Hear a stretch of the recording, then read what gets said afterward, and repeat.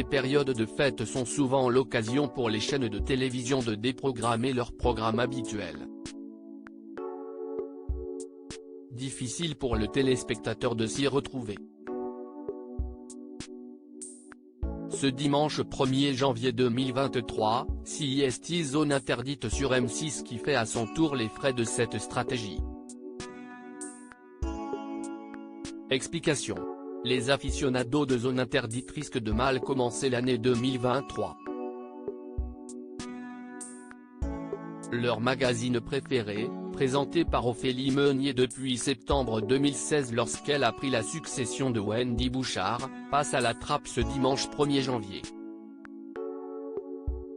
L'émission avait pourtant bien été diffusée la semaine dernière alors qu'il s'agissait du soir du 25 décembre. Le sujet intitulé Rocher Mistral, le projet fou du nouveau parc de loisirs provençal avait réuni à peine 1 million de téléspectateurs, pour une part d'audience de 6%. M6 se classait alors 5e chaîne en prime time ce soir-là, juste derrière TMC avec le film Les Trois Frères. Le retour est très loin derrière TF1, leader avec le film Last Christmas avec Emilia Clarke et Emma Thompson qui a rassemblé 2,2 millions de téléspectateurs. Bataille entre deux films inédits ce dimanche 1er janvier 2023. Pour éviter un autre revers d'audience, M6 a décidé de jouer film contre film pour cette soirée du dimanche 1er janvier 2023. TF1 propose en effet un long métrage inédit en prime time, L'Appel de la forêt.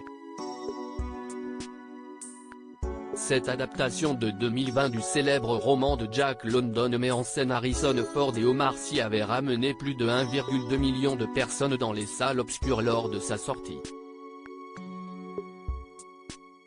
France 2 opte, elle, pour un film moins inédit, Papy fait de la résistance.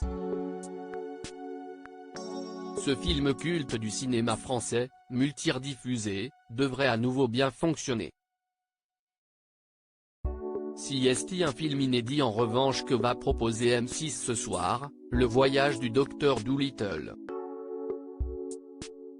Robert Downey Jr. plus fort que Harrison Ford ? Dans cette nouvelle suite des aventures du Docteur Dolittle, personnage rendu célèbre par Eddie Murphy et capable de communiquer avec les animaux, CIST l'acteur Robert Downey Jr. qui reprend le rôle-titre. Une pléiade de stars s'était amusée à doubler des animaux, comme Marion Cotillard, Selena Gomez, Tom Holland ou Emma Thompson. Ironie de la programmation, ce film avait également réuni plus de 1,2 million de téléspectateurs au cinéma en 2020, tout comme L'Appel de la forêt.